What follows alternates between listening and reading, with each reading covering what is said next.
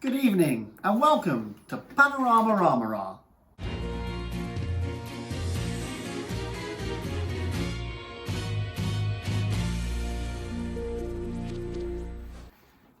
Tonight we'll be looking at millionaire, entrepreneur and astronomer Gregory Burke as we celebrate his 40th birthday.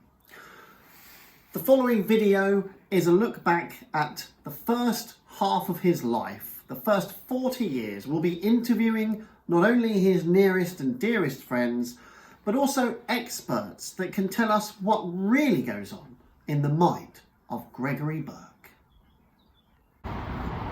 Greg went to St Clement's Primary School right here. And it was here that he met his longest serving friend, Kieran Smiley. First real clear memories of Greg being at nursery were that he tended to occupy his own space, and he would spend the entire time there pretending that his hand was a rocket and going, "Wee! Hey, who are you? Who are you?" A rocket flying through space.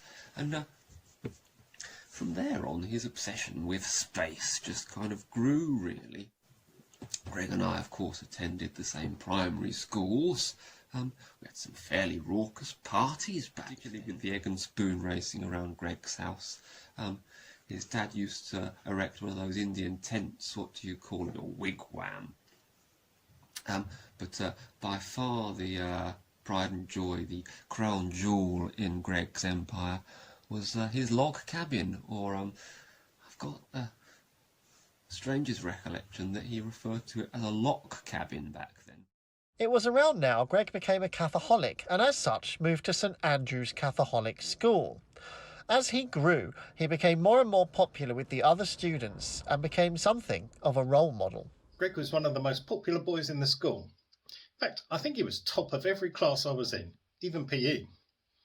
I remember he was the fastest at running during Super J. I remember Dr. Levy giving him the Science Award for growing the tallest plant. He'd even used his own poo. Who would think to do that? Greg was always into more practical science projects. This is the very spot where the Falk incident took place. After that, I always wondered what Greg could be capable of. As expected, Greg graduated with A+ in every single subject. Not since the establishment of the school 100 years before had such an achievement been achieved. In his early years of university, Greg's social circle widened. He started going out more, especially hitting the night scene and trendy spots in Guildford, Kingston, Epsom, and on the occasion Sutton. He became quite the ladies' man, developing a technique known as the AFB, or attack from behind, a move that, by today's standards, would get you arrested and probably put on the sex offenders list. When I first met Greg, we would go out partying almost every night. You never knew where you would end up or who he might get with. I'd be lying if I said I'd never fantasised about him coming at me with an AFB. Greg and I hooked up a few times, but I could just never pin him down. He was so smart and clever and charming. I would just get lost for hours in his tales of the International Space Station as it flew overhead.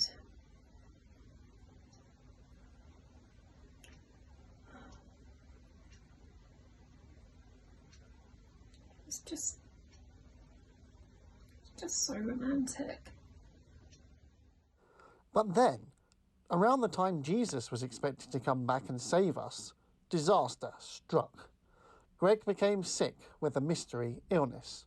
He could no longer keep up with his rock and roll lifestyle and quietly became more reclusive, staying at home and devoting his entire time on self-healing. It wasn't long before scientists started to realise that what Greg had was entirely unique, a new form of illness that no other human being in the entire history of mankind had ever had before. Knowing that Western medicine would not be able to save him, Greg travelled to the Far East.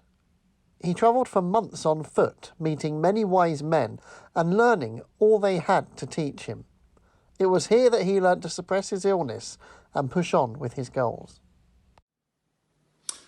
Well, Greg had always been a Catholic, but his journey to Asia showed him a new religion.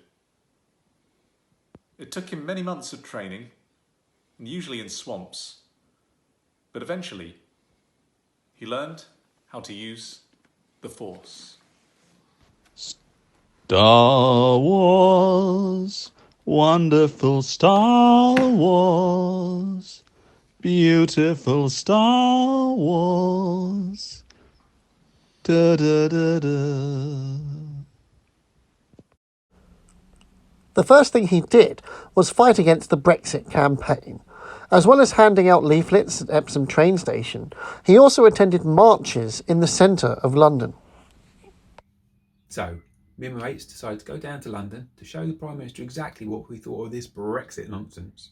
There we were, on the march, flying our England flags proudly, when this geezer comes out of nowhere and says, "Oi, you're doing it wrong. You should be flying the European flags." And we were like, "Are you having a bubble?" And he said, "No." He said, "All the people watching us at home on the news thought we were pro-Brexit because of the nationalist flag." Oh, we look like right monkeys. Luckily, this guy had bought 500 European flags and was able to sell us one at a price. So we were able to go on, march proudly, and show the world what we thought of this Brexit. Of course, we lost.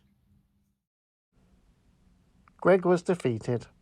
Brexit came as a huge blow, and he withdrew further from society. He took to investing in companies on the public stock exchange. It was one particular nameless company that was key to his future. A lawsuit had come about against a certain company that Mr. Burke had investments in. As it happened, Mr. Burke had legal experience in this matter, so he offered his assistance to their legal team. Naturally, they accepted the offer. I can't go into details for legal reasons, but needless to say that thanks to Gregory's advice, they won the case, and the company saved millions. Tens of millions.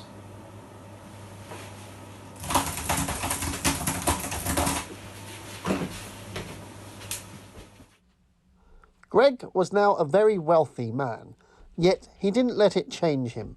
He continued to live a modest life. Excellent.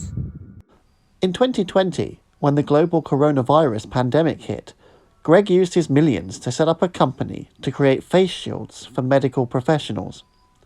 Knowing that access to critical PPE was becoming ever more difficult, he would wait outside hospitals and hand these masks to NHS staff as they arrived.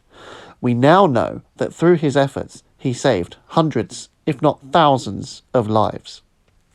Yes, so I was actually walking to work and I was really worried about this COVID thing, and this guy just suddenly appeared and he gave me a mask. I think he saved my life. Greg volunteered at our vaccination clinic for a few days. He was very nice and very good. He always turned up for work on time and he came every day. Well, for the first week he did. After he had his vaccination done though, he suddenly stopped coming. We've never seen him since. So what do the next 40 years hold for Gregory Burke? Well, with all the outrageous things he's done already, it's impossible to say. Though some conspiracy theorists believe he might be trying to get to the moon. Enjoyed presenting you with some feature or other from his latest project, which basically amounted to his own brand of space program, and in particular I remember this very bizarre lash-up which was essentially two plastic Coke bottles spliced together with great plastic tubes coming off them that one was intended to suck on, and it was rigged up in such a way that it could be worn on one's shoulders, and it was Greg's intention that that was going to serve as his breathing apparatus on the moon. Could never really see it working out myself. Since Greg stopped coming to the vaccination clinic, we have become increasingly concerned about his whereabouts. Greg, if you are watching this, please get in touch and let us know you are okay. So will Greg get to the moon in the next 40 years? Only time will tell. One thing is for sure, whatever he ends up doing, it will be truly outrageous. Coming up next week, Kieran Smythe. What does he really do with that dog walking business? Tune in to find out. Until then, good night.